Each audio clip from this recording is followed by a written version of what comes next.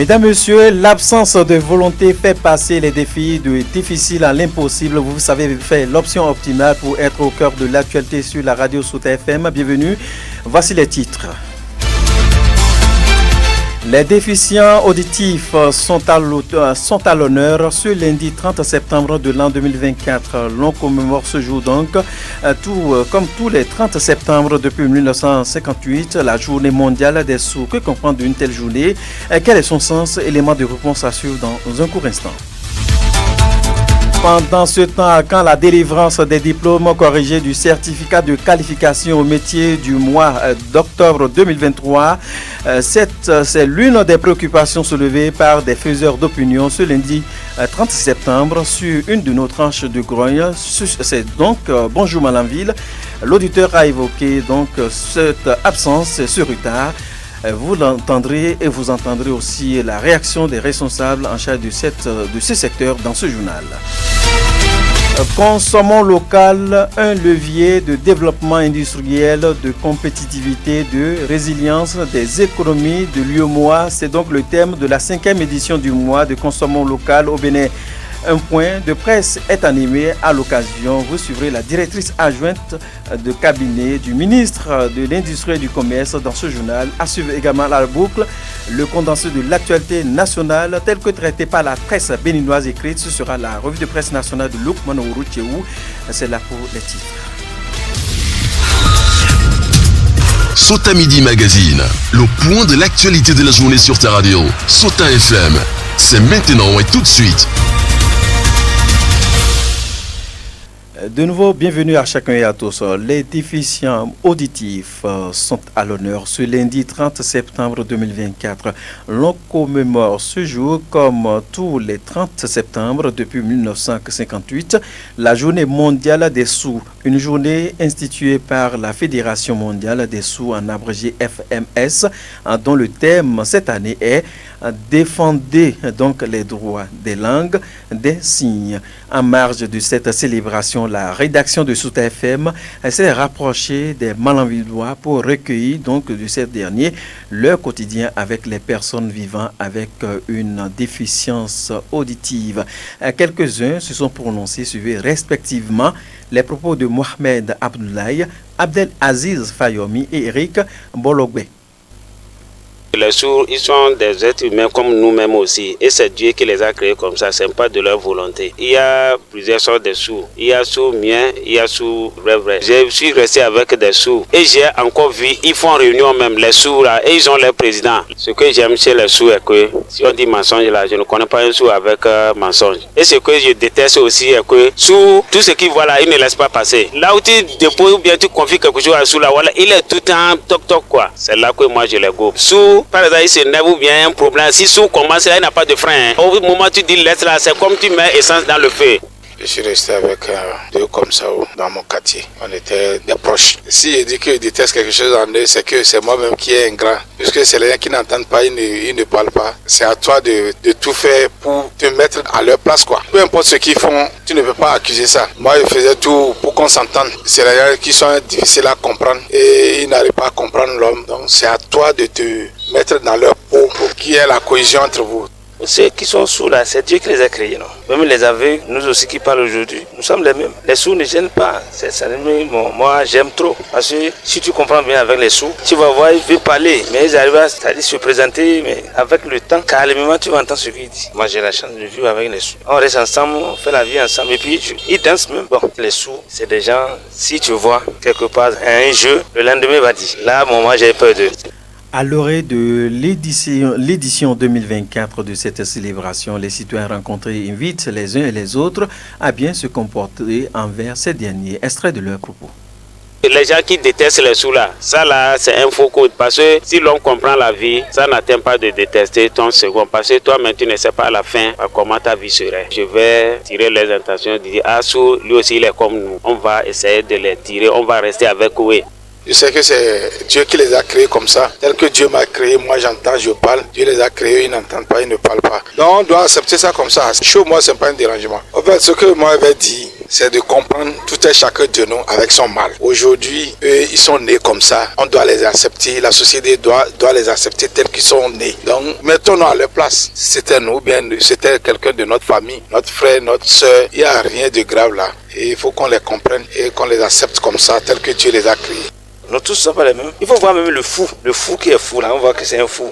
Hein? Il y a des gens qui n'aiment pas on lui jette le caillou en fait, c'est comme ça. Tout le monde ne veut pas aimer, là d'autres détestent, c'est là d'autres aiment. Moi le conseil que je vais dire à ceux-là est que nous tous nous sommes les mêmes. Même si vous voyez quelque chose et que les sous ont fait, appelle-le, il faut le parler, qu'on ne fait pas comme ça, c'est comme ça on fait. Mais demain si tu vois, il va se rappeler que hier tu avais refusé ce qu'il a dit. Mais si il parle et que tu t'énerves, tu le tapes. Après demain là, si vous voyez, il va encore parler, il sait que tu vas le taper. Il va dire, mais si tu l'appelles et tu lui dis que ce que tu as fait là, c'est pas bon, faut pas parler, faut pas dire. Là, il sait que ce que tu es en train de dire là, c'est la réalité. Tu peux parler avec la main, il va comprendre. Moi, ceux qui les détestent là, moi, c'est pas bon. On ne déteste pas un homme. Tous nous sommes des hommes humains. Il faut qu'on se parle, on va s'entendre, c'est mieux.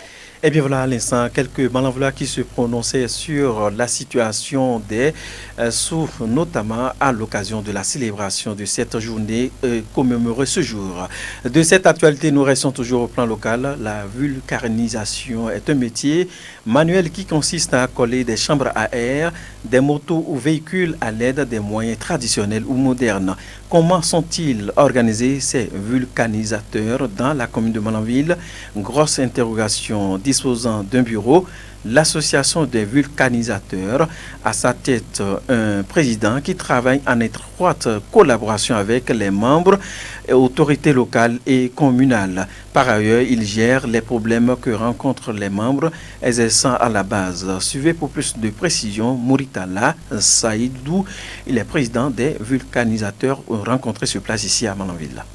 Concernant notre travail, avant on était bien organisé, mais maintenant là, comme avec la frontière qui est fermée, même si vous appelez les gens pour venir à la réunion, ils vont dire qu'il n'y a pas de marché et ils ne peuvent pas laisser le peu de travail qu'il y a pour venir à la réunion. C'est pour cela qu'on a cessé de faire les réunions. Mais quand il y a des difficultés, les gens me font signe et ils m'envoient à l'intervention pour aller résoudre les cas. Depuis que la frontière est fermée, tout est bloqué. C'est avec camions, des voitures qui rentrent, qui sortent. C'est avec ça que nous travaillons beaucoup. En saison de pluie, là, nous sommes maintenant ici dans une zone où presque tous les gens vont au champ. Donc en saison pluvieuse, là, il n'y a pas le marché. On se débrouille, on arrive à régler la maison. Donc on ne se plaint pas beaucoup. C'est en saison chaise qui est le travail. Ça s'évolue un peu.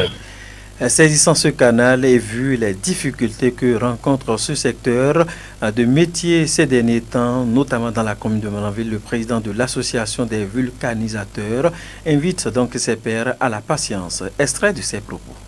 De dire aux camarades vulcanisateurs de prendre patience, c'est pour un temps. Tout va s'arranger avec le temps et avec la population aussi, ils n'ont qu'à rester collés, soudés, pour qu'il n'y ait plus de mésententes entre eux. Puisque quand il n'y a pas de travail, la personne vient chez toi et il dit que il ne t'a rien dit, tu lui fais son travail et c'est après le travail qu'il va te dire que vraiment moi j'ai pas d'argent, j'irai revenir. Il faut prendre patience, c'est pour un temps.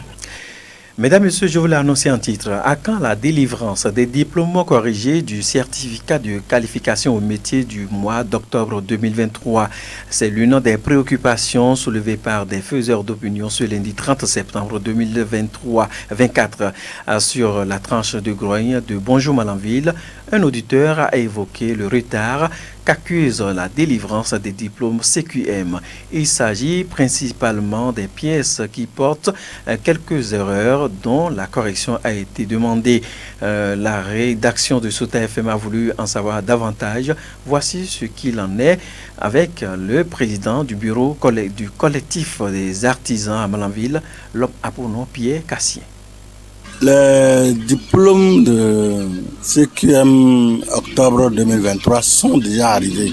Seulement que dans le lot là, il y en a qui sont erronés. Et il y en a par exemple, il y a d'autres diplômes, ils ont mal écrit le nom ou bien le métier. Si il est par exemple rebobineur, les gens ont écrit vulgarisateur ou un rebobineur. Vous savez, il ne peut pas prendre ce diplôme là, il faut retourner ça. Donc c'est des erreurs comme ça qu'on a relevées et les gens nous ont demandé de ramener ces diplômes là et ils vont les corriger. Donc ces diplômes là sont déjà retournés et c'est au niveau de la chambre. Donc le moment venu, si la chambre a fini de corriger, elle va ramener ces diplômes là. Mais les autres diplômes qui ne sont pas erronés là sont avec nous. Il y en a beaucoup qui ont déjà pris, mais il y en a aussi qui sont là. Par exemple au niveau des couturiers, il y a une 60aine qui est là encore déposée. Les gens ne sont pas venus chercher. Au début même, c'est le directeur départemental de la semaine technique qui était venu pour lancer ça. Il a donné aux coiffeuses par exemple. Donc celui qui dit qu'il n'a pas encore le diplôme de octobre 2023 pouvait simplement se rapprocher de moi pour avoir plus d'éclaircissement.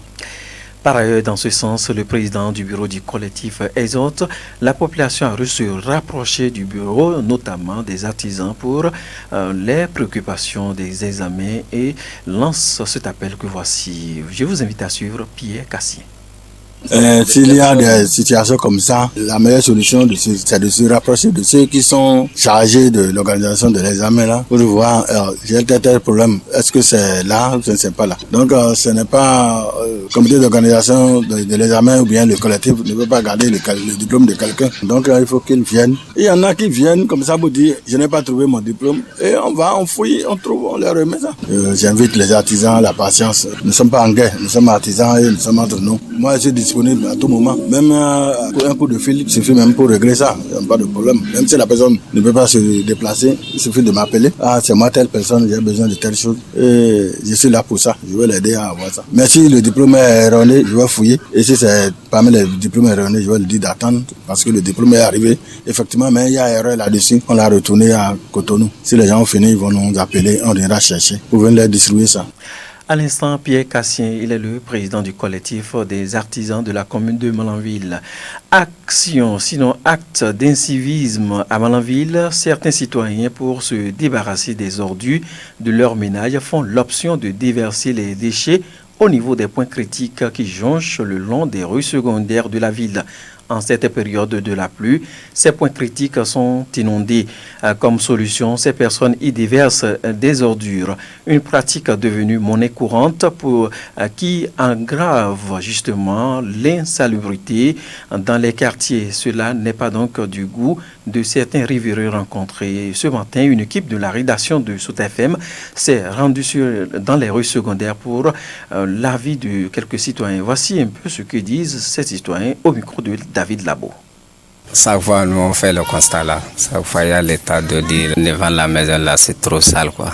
Les gens jettent souvent les ordures en désordre. Et ça amène aussi souvent les maladies, surtout les infections là quoi. Il y a trop de moustiques. Selon la population, c'est une manière de remplir les trous qui sont là parce que les voies sont dégradées. On pense que c'est la solution, mais ce n'est pas la solution. Parce que ça n'arrange pas l'endroit. Ça continue toujours pas dégrader les voies. Mais ça là, tout c'est la faute de la mairie. Encore, surtout il y a un manque de poubelles dans la ville. S'il y avait les poubelles devant chaque maison là, on ne devrait pas jeter les ordures ménagères sur les devantures des maisons. Mettez des tas d'ordures dans l'eau là, c'est encore l'association des moustiques. Parce que là où qui est ça là, c'est là que les moustiques font ses œufs, fait sortir pour en train de piquer les gens. Le palier, on traite ça, ne finit pas. Donc c'est manque de moyens là où qu'on ira verser ou bien là où qu'on va regrouper ça pour prendre. Même si on regroupe ça, si ils ne viennent pas prendre, ça revient là où qu'ils ont balayé. Je fais le constat à plusieurs endroits même. Mais la ville est très sale. C'est pour prendre les ordures en train de verser sur les voies. Malgré qu'il y a l'eau qui reste là, maintenant ils versent. Et tout ça là, bon, c'est ça qui cause même des maladies même. Ça, c'est pas la solution. Je donne la faute à la mairie, sincèrement. Parce que la mairie même voit. Il y a beaucoup de vent. Normalement, il faut un bon remblayage. S'ils ont mis la territoire ici maintenant, qui va oser venir mettre les ordures là? Personne. Donc, les gens profitent. Quand ils voient il y a un peu de saleté, en même temps, l'autre, lui, il vient, il dépose pour lui. Et c'est comme ça s'accumule. Mesdames, Messieurs, nous disons qu'il faut remarquer que la situation devient donc préoccupante à Malanville, d'où l'appel des citoyens à l'endroit des dirigeants pour une intervention rapide afin de mieux assainir le cadre de vie. Ces derniers proposent également des pistes de solutions, des mesures pour sanctionner ces derniers. Extrait de leurs propos. Ce que je veux dire aux autorités compétentes là, de nous trouver les moyens, de chercher les poubelles, donner à chaque maison et trouver aussi des sécurités. Je prie à la mairie de nous aider au moins dans chaque quartier de nous amener les 3 pieds qui prennent les tas d'ordures parce que si tu balais même tu n'as pas là où aller verser. Ils sont obligés de jeter ça dans les coups d'eau là et encore c'est pas bon. Il faut qu'on nous aide. Si c'est pas la mairie qui nous a mis main dedans, voilà, ça ne peut pas aller avec la population parce qu'on n'a pas là où aller verser les tas d'ordures. L'appel que j'ai à lancer auprès des autorités, ils sont en train de faire, mais c'est insuffisant. D'abord, par exemple, devant du collège, j'ai vu, ils ont essayé au moins de ramasser le gros tas qui est là. Donc, au moins ça là aussi, ils n'ont qu'à voir pour remblayer l'endroit. Et à part ça, sur la voie centrale, en allant à Radio Sota, il y a quelque part là aussi que l'eau reste. Mais depuis là, la mairie voit, mais ils ne réagissent pas. Donc, je leur demande d'essayer de voir tous ces cas-là. Mesdames, Messieurs, cette session de l'information se poursuit. Mais avant tout, nous marquons juste une courte pause. C'est la pause qui s'impose. Sota Info Midi, le point de l'actualité sur ta radio. Retour sur l'actualité, consommons local, un levier de développement industriel, de compétitivité, de résilience des économies de l'UEMOA. C'est le thème de la 5e édition du mois du consommons local au Bénin. Un point de presse a été animé justement à cette occasion par la directrice adjointe de cabinet du ministère de l'Industrie et du Commerce en fin de semaine écoulée à Cotonou. C'est un mois donc qui se déroule dans tous les pays de l'UEMOA. Ceci pour la promotion des produits locaux dans nos pays. Écoutons un peu plus de détails. Émilie Thibauté. Le mois de consommation local déjà se déroule dans tous les pays de l'UEMOA. Il faut rappeler que à l'issue d'une étude qui a été commanditée par l'UEMOA, il a été constaté que les populations de la zone avaient une consommation extravertie. Et pour un marché de plus de 145 millions d'habitants, il s'était avéré de trouver une solution efficace pour la promotion des produits locaux, des biens et services de la zone. D'où le mois du consommation local. Donc depuis 2019, la première édition a eu lieu et cette année, nous en sommes à la 5e édition. Par ailleurs, d'énormes innovations sont observées, ce qui explique donc l'organisation d'une grande foire de plus de 150 stands, j'allais dire, au niveau de la place de l'Amazone à Cotonou. Des produits très innovants, et des produits manufacturés à partir de matières premières. Explication de la directrice adjointe du cabinet du ministère de l'Industrie qu'on écoute. Après 4 éditions, il est important qu'au niveau de la 5e édition, qu'on sente une progression. Et avec tout ce qui se fait au niveau de l'écosystème industriel et entrepreneurial de façon générale, il y a plein d'innovations que vous allez observer, d'où la grande foire à la place de l'Amazone, où il y aura plus de 150 stands avec des produits complètement innovants. Vous allez voir les produits manufacturés à partir des matières premières issues du Bénin. Par exemple, quand vous voulez faire votre adoé, en temps normal, vous mettez votre haricot pendant 2 heures, voire 3 heures de temps, puis vous faites la fruitier, etc. Aujourd'hui, tout est facilité par le génie entrepreneurial de nos industries locales. Vous avez par exemple la poudre du haricot, vous avez la fruitier toute faite, donc en moins de 30 minutes, vous avez votre adoé. C'est pareil pour le wassa-wassa, c'est pareil pour l'igname pilé. Il y a la farine aujourd'hui de l'igname et ça facilite la tâche justement à toutes ces femmes dynamiques-là pour qu'elles puissent allier travail et puis équilibre familial. En dehors de cette grande foire qui va durer 13 jours à la place de l'Amazone, il y aura également des marchés éphémères dans nos différents départements. Selon la directrice adjointe de cabinet du ministère de l'Industrie et du Commerce, il revient à chaque citoyen béninois de valoriser les produits locaux car, explique-t-elle, le consommation local est le socle de développement de l'économie d'un pays. D'où le choix du thème de cette 5e édition, élément illustratif à travers les propos de Émilie Thibauté.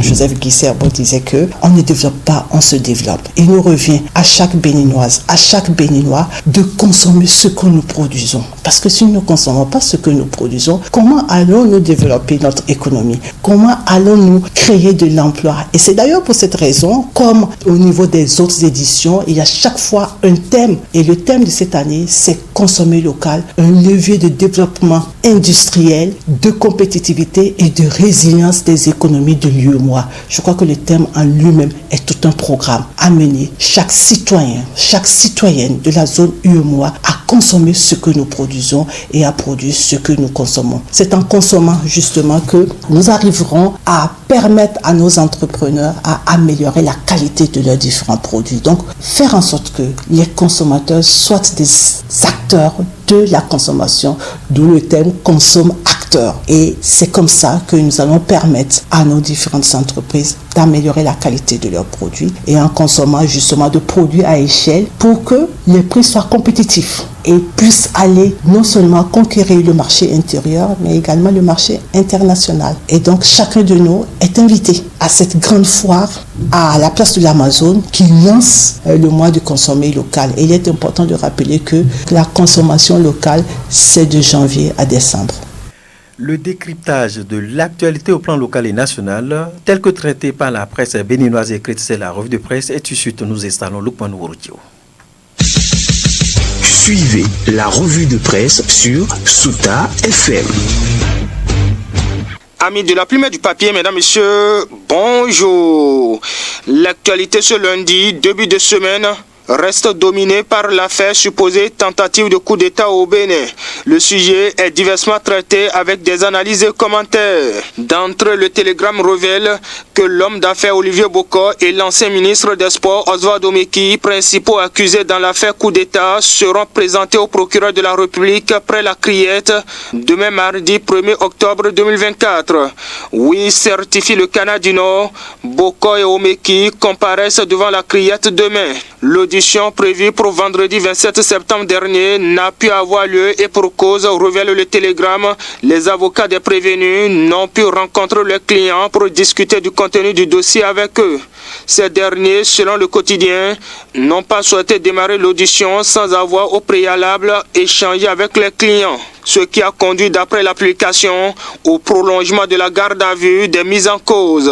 Mais dans cette affaire, rapporte le pays émergent, Roch Nieré, le beau-frère d'Olivier Bokor, est en cavale. C'est un coup dur pour le club, les Requins FC, s'inquiète le journal. Mais attention, rectifie le Soleil Bénin Info, il circule sur la toile une incongrue information faisant état d'une convocation de la police républicaine adressée à l'opérateur économique Roch Nieré. Des proches du discret opérateur économique joint par la rédaction du journal Le Soleil Bénin Info ont catégoriquement démenti ces allégations, affirmant que ni Roch Nieré ni sa famille n'ont reçu de convocation de la part des autorités. Alors, supposée convocation de Roch Nieré par la police, faux et archi faux, il n'en est rien, s'exclame en gros titre la publication qui s'interroge: pourquoi cherche-t-on des poux dans la tête de cet honnête citoyen? En tout cas, constate le Canada du Nord, c'est déjà la débandade dans le rang des proches des mises en cause.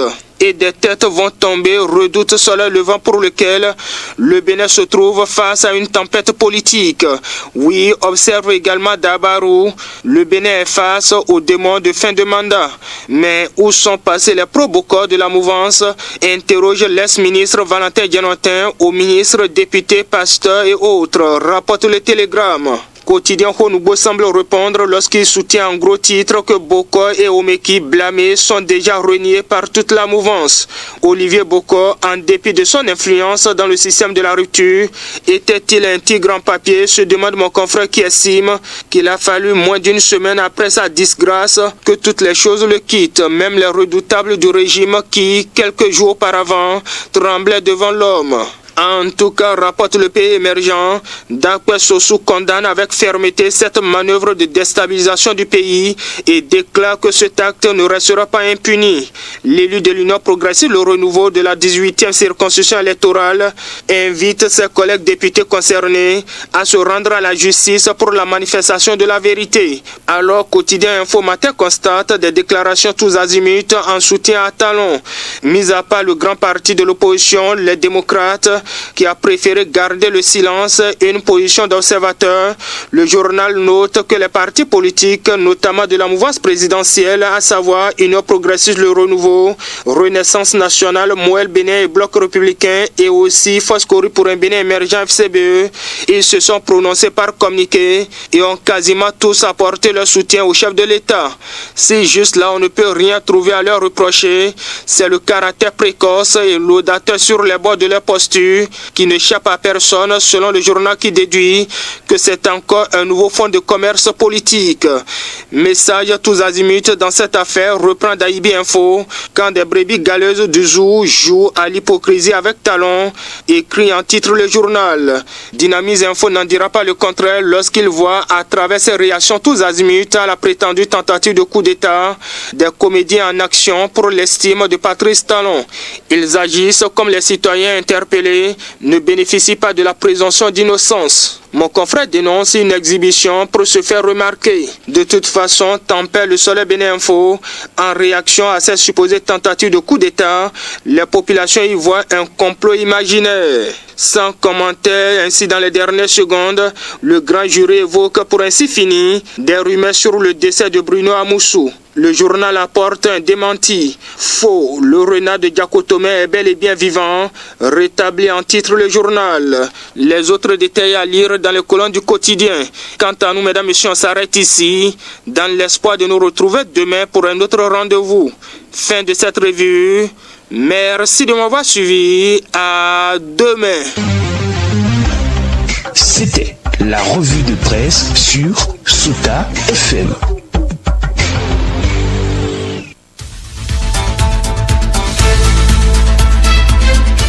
Ainsi s'achève cette session de l'information. Collaboration technique, on retrouve Aboubacar Doko à l'édition, à la réalisation de cette demi-heure d'information. Zoul Kifilona, c'est son nom. En direct depuis les studios A pour la présentation et par la magie des ondes à la maison chez vous. Bruno Gakli, c'est mon nom. Portez-vous bien. Suivez juste après nous la chronique du jour qui porte la scienture de Alassane Sanibio. Portez-vous bien.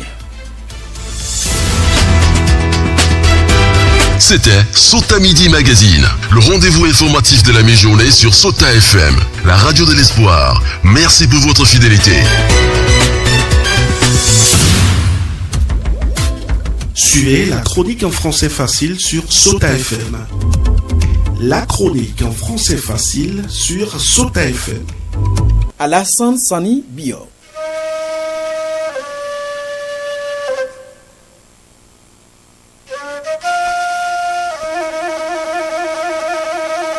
Jusqu'où ira l'esprit suspicieux du Béninois? Ici on parle d'un coup d'État manqué, mais beaucoup continuent de parler d'une mise en scène qui serait orchestrée par le pouvoir en place. Il s'agit quand même de la vie de toute une république, de tout un peuple, de sa sécurité et de son économie. Et on pense qu'on peut jouer un film avec. Il serait difficile pour un État de penser à un tel scénario juste pour des causes politiques. Même si on arrivait à penser à un tel scénario, on manquerait d'acteurs pour jouer. Parce que s'ils osent, ils vont s'éteindre définitivement, vu que le rôle est très mauvais. Si l'idée était d'en arriver à gérer le pouvoir d'État, comme pour dire « après nous c'est nous », le casting est raté. D'ailleurs, les mises en cause dans cette affaire ne sont pas des moindres. Ce sont des gens qui aspirent à gouverner un jour. Ils ont encore l'avenir politique devant eux. Donc, il serait difficile pour eux d'accepter cette image qui va les desservir. Le Béninois est très attaché à sa culture démocratique et surtout à la stabilité de sa nation.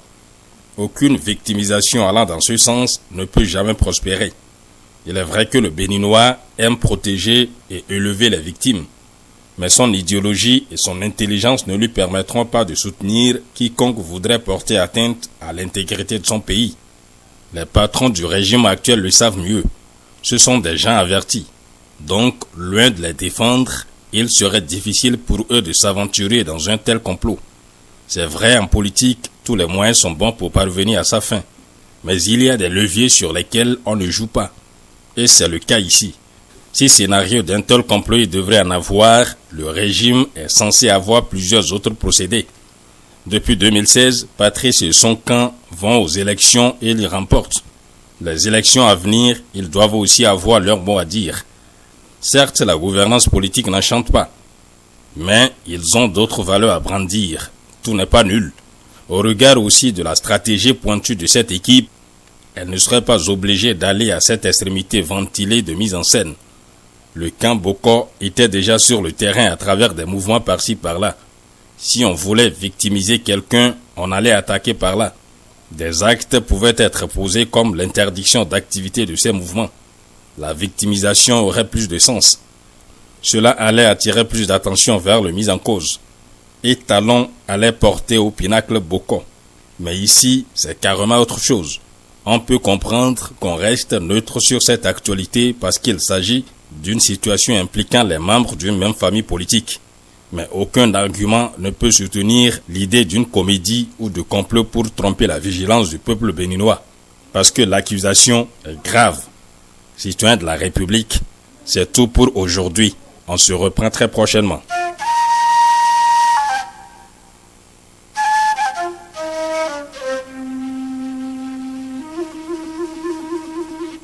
C'était la chronique en français facile sur Sota FM.